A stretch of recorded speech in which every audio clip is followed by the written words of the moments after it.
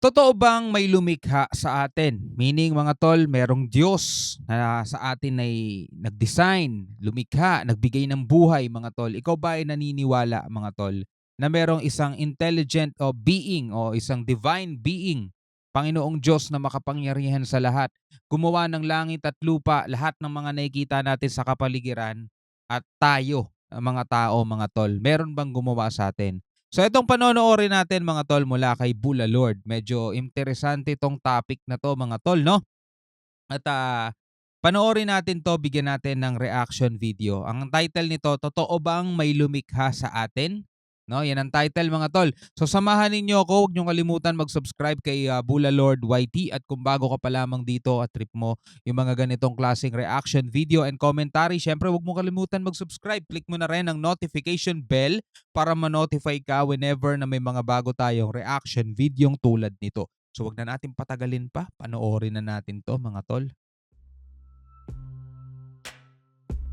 May dalawang major theory tungkol sa origins of life. Ito ay ang evolution at creationism. Ang evolution ay ang opinyon ng siyensya kung papaanong nagsimula ang ating lahi, habang ang creationism naman ay ang religious explanation nito. Ano nga ba ang intelligent design? Ito ay ang paniniwala na tayong mga tao ay hindi nag-develop through natural process. Bagkus, merong isang intelligent being na gumawa sa atin. Yeah. At ito nga ang resulta ng ating complexity at diversity. Ayon sa evolution, nagsimula tayo as a single organism. From there, nag-branch out tayo through evolution. Habang sa intelligent design naman, ang bawat species ay may kanya-kanyang common ancestral. Naniniwala sila sa microevolution pero hindi sa macroevolution. What I am saying, ang pusa pwedeng maging saber-tooth pero hindi ito pwedeng maging wolf via mutation. Tayo nga ba ay gawa ng intelligent design o isang aksidente sa kalawakan? So ang sinasabi kasi mga tol ng siyensya, yung tinatawag na natural selection, 'di ba? Mula sa isang microorganism na nag-branch out nga, may mga naging isda, naging ibon, naging kabayo, naging iba't ibang uri ng hayop at meron naging tao. Depende no sa natural selection mo kung saan ka napadpad. Imagine nyo mga tol no, lahat ng lahat ng mga species na yan ay may kanya-kanyang katangian na umaangkop sa kanilang natural habitat mga tol, di ba? Halimbawa mga isda, nakakahinga sila sa ilalim ng tubig, nakakapamalagi sila doon dahil sa kanilang hasang, di ba? Tapos meron silang mga palikpik para makalangoy sila, meron silang mga kaliskis.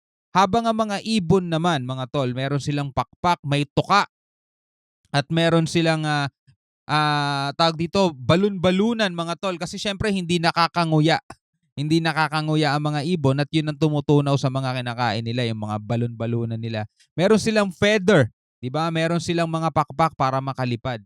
At iba naman sa mga kabayo, iba naman sa mga baka, sa kalabaw, sa mga aso, sa pusa, di ba? At iba rin tayong mga tao, mga tol. So yan daw ay bunga ng natural selection o mula dun sa micro single organism na yon, nag-iba-iba ang kinahantungan ng bawat species mga tol dito sa daigdig. So, titignan mo parang ang labo pakinggan nung sinasabi nila mga tol no. Pero eto malinaw. Tignan mo na lang sa tao. Kaya nagkaroon ng upuan kasi may nag-design ng upuan. Kaya nagkaroon ng gulong kasi may nag-design ng gulong. May nagkaroon ng kotse kasi may nag-design ng kotse at gumawa ng kotse. Nagkaroon ng mesa at nagkaroon ng iba't ibang mga gamit natin dito kasi nagmula yan sa isip, ginawa, 'di ba? Kaya nagkaroon ng bagay na ganyan. Hindi naman yung upuan naging lamesa, yung lamesa naging gulong, naging kotse.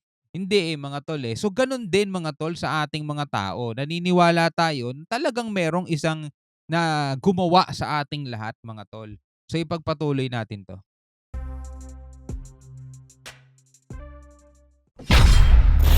Bula Lord YT.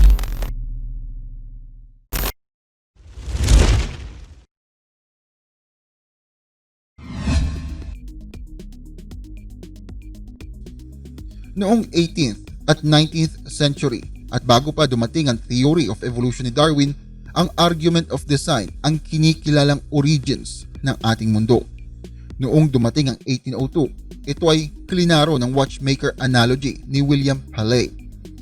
Ayon sa analogy, halimbawa, nakakita ka ng isang relo sa kapatagan. Alam mo ang relo na yun ay isang complex na bagay Mhm. at meron itong purpose. Syempre, ang tignan ng orasan. Tingnan mo. Marami itong parts na kinakailangan para gumana Yeah. at maipakita ang oras. Yeah. Kapag nakita mo ang relo, alam mo na isa itong product of design at hindi by chance. Tama. What I am saying, may gumawa ng relo at may naglagay nito sa kapatagan. Hindi lang bigla na lang umusbong at poof, magic, ayan ang relo. See? Napakasimple, 'di ba? Tapos na usapan, yun pa lang eh.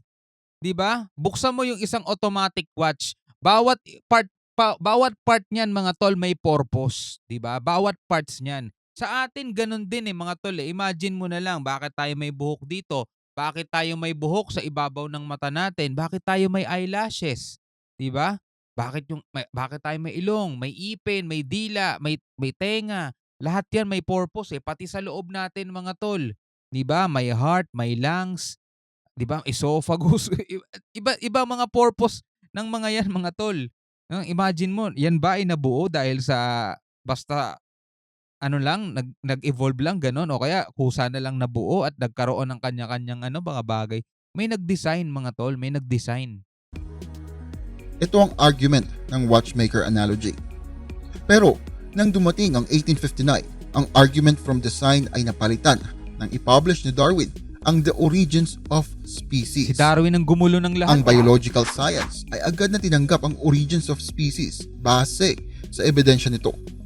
By the year 1940, halos lahat ng biologists sa mundo ay naniniwala sa eksplanasyon ni Darwin na natural selection ang driving force ng evolution. Itong Noong tao to. 1991, ang law professor na si Philip E. Johnson ay nilaunch ang intelligent design movement sa pamamagitan ng kanyang best-selling book na Darwin on Trial. Ang movement na ito ay agad nakakuha ng momentum lalo na sa US at noong 1996, ang Discovery Institute ay nilaunch ang Center for the Renewal of Science and Culture o CRSC. Ang mission ng CRSC ay pag-aralan at i-promote ang intelligent design bilang isang scientific theory. Ang intelligent design movement ay parang apoy na mabilis kumalat. 8 years matapos ang movement, ang Kansas Board of Education ay nagkaroon ng botohan kung saan tinanggal nilang evolution sa science curriculum. At ang desisyon na ito ay dahil sa masugid na pagkakampanya ng intelligent design movement. Noong 2004 naman, ang Dover Area School Board sa Pennsylvania ay ni-require lahat ng public school sa kanilang distrito na ituro ang intelligent design alongside evolution sa mga science classes. Ito mga tol isipin nyo na lang, yung sinasabi kasi ni Darwin, di ba? Ang tao daw nagmukha sa ganong species, yung katulad na pinakita kanina mukhang unggoy. Habang lumilipas ang panahon, nag-e-evolve, nagiging Homo erectus, Homo sapiens, iba't ibang homo yun eh. Hanggang sa naging tao na tayo ngayon, at iisa yung mukhang yun mga tol. Hanggang sa panahon naman natin ngayon mga tol, meron pa rin mga mukhang Homo erectus eh. Di ba? Meron tayong iba't ibang lahi, 'di ba? Iba ang itsura ng European, iba ang itsura ng Chinese, iba ang itsura ng Asian, ng Japanese, iba ang itsura ng American, iba itsura ng Africa, ng Indiano, 'di ba? Iba-iba itsura niyang mga 'yan, mga tol 'di ba? So yung pinapakita kasi ni Darwin mga tol is ano lang 'yan kung theory niya rin theory of evolution niya na sa iisang ganitong itsura habang tumatagal ay nagbago batay doon sa mga bungo na nakolekta nila. Hindi ba pwedeng iba't ibang klase ng lahi 'yan? 'Di ba? Yung mga nakuha nilang bungo kasi iba ang bungo ng Asian, 'di ba? 'Pag nakakita ka ng mga native na tao, iba itsura nila mga tol, akala mo nasa sinaunang panahon ka, 'di ba? Iba itsura nun. Meron namang talagang mga iba na itsura ngayon, mga modern, 'di ba? Magpahanggang ngayon mga tol makikita mo Makikita mo iba't ibang lahi, iba't iba ang hugis ng bungo, iba't ibang ang structure ng katawan, may matangkad, may maliit, 'di ba? Mga Asian maliliit tayo. Yung mga taga-Amerika matatangkad sila, ibang ano nila, iba ang hulma nila, 'di ba? So ganun din yung unang panahon Hindi naman nagbago 'yun mga tol 'di ba? Yung sinasabi ni Darwin talagang, guguluhin guguluhin lang yung utak mo, eh.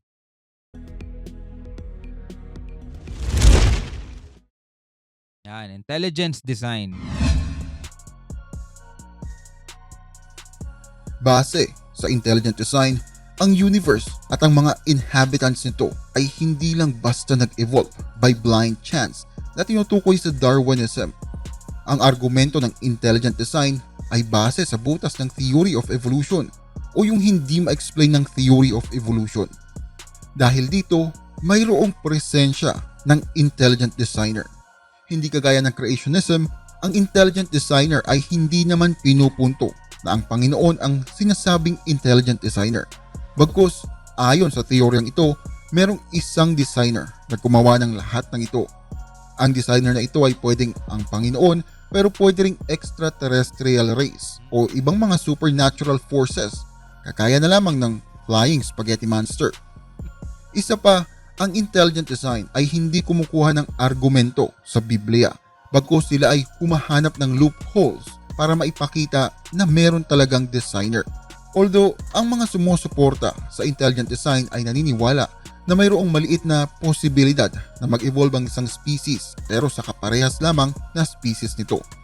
Meaning to say, ang ancestral ng unggoy ay hindi pwedeng maging ancestral nating mga tao. Ang goal ng intelligent design supporters ay i-debunk ang Darwinism bilang dominant origin theory at tanggalin ang naturalism. Kasi magkaiba DNA nun, 'di ba? Magkaiba ang DNA nun. Bilang dominant origin theory at tanggalin ang naturalism. Ang naturalism ay ang paniniwala na ang mga bagay-bagay ay pwedeng ma-explain by natural causes.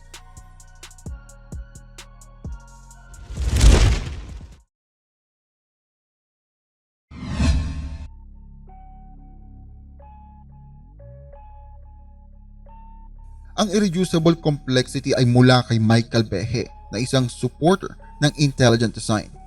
Ayon sa kanya, isa lamang itong fancy phrase na ginamit niya sa kanyang ideya kung saan ang isang system ay mayroong several interacting parts at ang pagtanggal ng isang parte na ito ay magiging useless ang nasabing system. Medyo malabo ba? So, here's an example. Isipin nyo ang mousetrap. Typically, meron niyang 5 parts, di ba? Ang kahoy na nagsusupport ng contraption, ang metal na papalo para sa daga na maipit, ang spring para masuportahan ang paghampas ng metal, at ang trap o yung catch para ma-release ang spring at ang metal. Kapag ang isa dito ay tinanggal mo, wala nang kwentang mousetrap.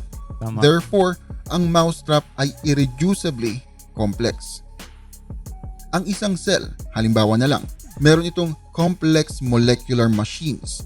Kapag isa sa mga molecular machines na iyon ay nawala, ang cell ay hindi gagana. Isang example ni Michael dito ay ang flagellum. Ang flagellum ay mga appendages o galamine sa isang bakterya para makatulong sa paggalaw nito. Ang flagellum ay mayroong 30 different proteins para mapagana ito. Ang iba nagpa-function as motor, ang iba naman nagiging galamay para hawiin ang iba't ibang mga bakterya. Kung wala ang isa sa 30 proteins na ito, ang entire system ay hindi nagagana. Ayon sa mga proponents ng intelligent design, hindi ito kayang gawin ng natural selection dahil bago gumana ang isang system, kailangan present lahat ng parte nito. Therefore, merong isang intelligent designer na naglagay lahat ng parte para tayo ay gumana. Di ba nga sa chromosomes nga eh. Kapag nag-iba ang bilang niyan, sumobra o nagkulang ang bilang, anong nagiging resulta sa tao, 'di ba? Nagkakaroon ng Down syndrome, 'di ba? So talagang merong intelligent design eh. Merong nag-design. Saka imagine mo mga tol, no? Nabubuo tayo sa loob ng tiyan ng nanay natin, mga tol. Hindi niya kontrolado, basta nabubuo tayo, mga tol. Depende sa DNA na ibinigay ng tatay at nanay natin at kung ano magiging itsura natin. Aba, kung pwede lamang, 'di ba? Kung pwede lamang kontrolin ng isang ina magiging itsura ng anak niya, gagawin niya ng perpekto 'yun. Kaso hindi, kusa yung nabubuo sa tiyan niya, 'di ba? Pero may sagot ang mga ibang eksperto dito. Ayon sa kanila, kahit na ang sinasabing irreducibly complex machines kagaya ng flagella ay hindi gagana kung kulang ng isang parte, ito ay useful pa din sa ibang functions. You see, ang evolution ay nagpo-produce ng complex biochemical machines sa pamamagitan ng pagkopya, pag-iiba at pag-combine ng mga proteins na ginagamit previously sa ibang paraan.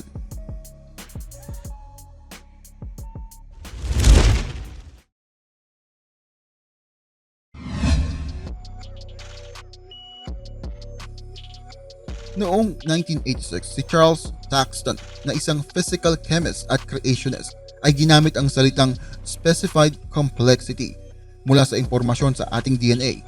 Dahil ang ating DNA ay may mga specific messages na magagawa lamang ng isang intelligent designer. Ang term na specified complexity ay mula kay William Dembski na supporter din ng intelligent design.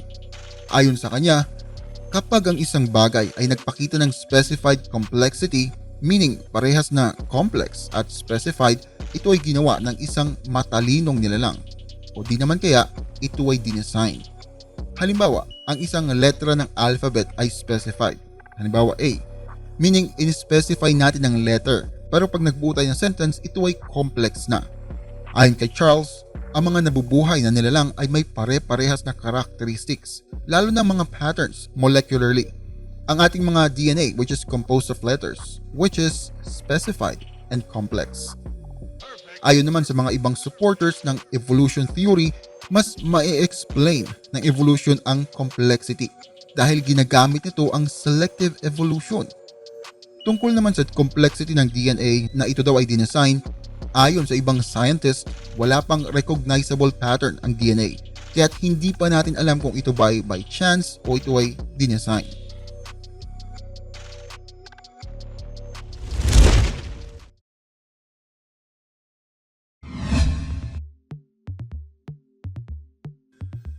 Mayroon pang isang argumento si Dembski, ang Law of Conservation of Information. Ito ay isang patunay daw na ang natural process ay hindi kayang magkaroon ng karagdagang biological complexity. Ginamit niya dito mga claims ng mga creationists kung saan ang evolution ay nag-violate sa second law ng thermodynamics. To put it simply, ayon sa law na ito, ang universe ay may tendency na mag-decrease ang complexity. Therefore, ang susunod na tanong, papaanong magkakaroon ng evolutionary process na makakapag-produce ng complex life forms mula sa primitive life forms? Ayon sa law, decreasing, hindi increasing ang complexity. Gayunpaman, na-debunk na ito ng mga eksperto dahil ang second law of thermodynamics ay nag-a-apply lamang sa closed system at ang biological system ay hindi closed.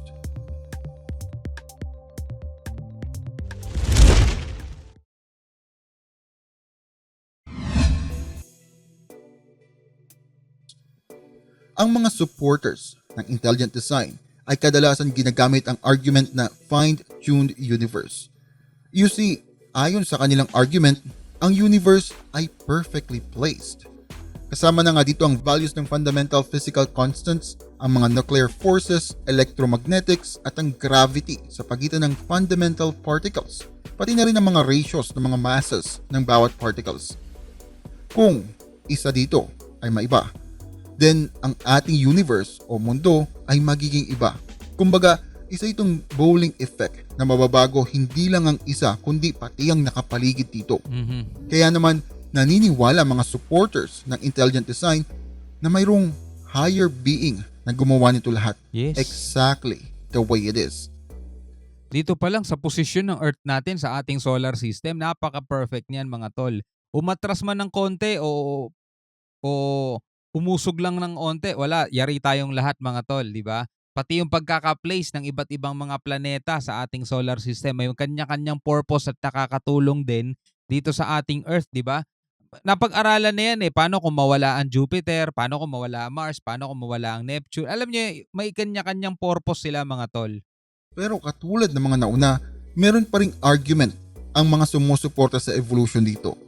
Totoo na mababago ang mundo o ang universe, pero merong tinanggal ang mga intelligent design movement or supporters dito. Yun ay ang ability to support life. Hindi porket nagbago ang way ng universe, ibig sabihin hindi na makakasupport ng buhay. Life as we know it may exist, pero magiging kakaiba ito. Ang mundo natin magiging iba. Depende sa kalalabasan ng pagbabagong ito. Posibleng hindi tayo katulad ng inaasahan natin. Mhm.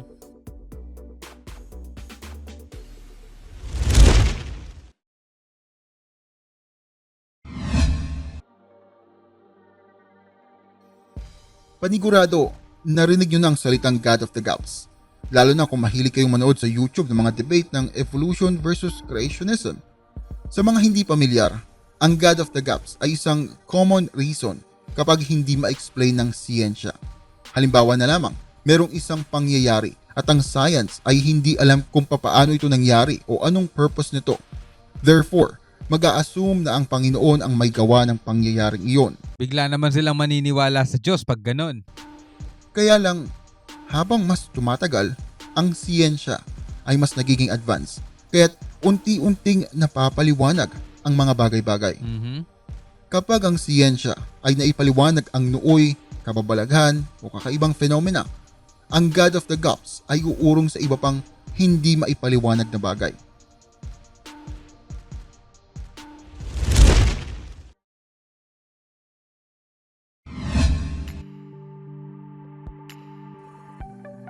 Ang intelligent design ay nagkaroon ng malakas na support sa US. Ayon sa mga taga-suporta nito, ang kanilang theory ay scientific at hindi base sa religious belief. At dahil ito ay scientific, dapat ito ay kasama sa pagtuturo ng evolution sa mga science classes. Pero may ibang bumabatikos dito. Ang intelligent design ay hindi scientific, bagkus isang metaphysical theory at ito daw ay dapat tinuturo sa philosophy at hindi sa science class. Mayroong mga claims na ang mga majority ng funds ng Discovery Institute ay mula sa mga Christian fundamentalists or organizations o kaya naman mga individual. Isa na nga dito ang philanthropist na si Howard Amundsen, isang evangelical Christian na nag-donate ng millions of dollars. Ang McLean Foundation ay nag-donated ng hundreds of thousands of dollars. Ayon naman sa Discovery Institute, ang kanilang research ay dinedetermina ng board of directors, hindi mga financial supporters. Dahil dito, ang iba ay naniniwala na ang intelligent design movement ay isang calculated approach para maipasok ang creationist view bilang origins of life sa mga eskwelahan. Kayo, ano sa tingin nyo? Tayo ba ay dinesign o tayo ay isang aksidente lamang sa 'Di ba? Kung titignan mo mga tol, napakasimpleng tanong na nga 'yan. Pero siyempre, ang gusto nila kasi talaga is napakatibay na ebidensya. Hindi nga naman nila nakikita ang Panginoong Diyos, 'di ba? Bakit nga naman sila maniniwala sa ganyan? So patuloy nilang hinahanap ang sagot sa pamamagitan ng siyensya, mga tol. Para mapatunayan nila sa sarili nila na talagang tayo ay aksidente lang na lumabas dito sa ating daigdig, mga tol. Pero hanggang ngayon wala silang makitang alien, 'di ba? So eto, ikaw tol, ikaw bilang isang, tao na nanonood dito, naniniwala ka ba na tayo ay, nilikha, may gumawa sa atin, may nag-design, 'di ba, sa mga daliri natin, bakit may ganito, mga paa natin, bakit ganito, bakit tayo merong five senses, 'di ba? Imagine mo yung mga bagay na ganyan, mga tol. 'Di ba? Bakit tayo merong, liver, kidney, 'di ba, stomach, yung mga gano'ng mga bagay, mga tol. 'Di ba may kanya-kanyang purpose 'yan tulad nga nung watch, theory kanina. Hindi basta-basta lumabas yan at nagbibigay ng oras, may nag-design diyan, may gumawa diyan, mga tol. So gano'n din tayo, mga tao. Imagine mo sa mga mukha natin, mga tol, sa mga mukha natin, lahat 'yan may explanation at may purpose, eh. Bakit tayo may kilay, 'di ba? Bakit tayo may pores? Bakit tayo may sweat gland? 'Di ba? Bakit tayo may tenga? Bakit tayo may bakit lahat ng tanong sa ating ganyan, lahat 'yan may purpose, mga tol. Maniwala kayo talaga, may nag-design sa ating lahat, 'no? Mayroon talagang lumikha, gumawa sa ating lahat. Isang intelligent, divine being, mga kapatid. So hanggang dito na lamang. Ako nga pala si Shobal D. Peace out.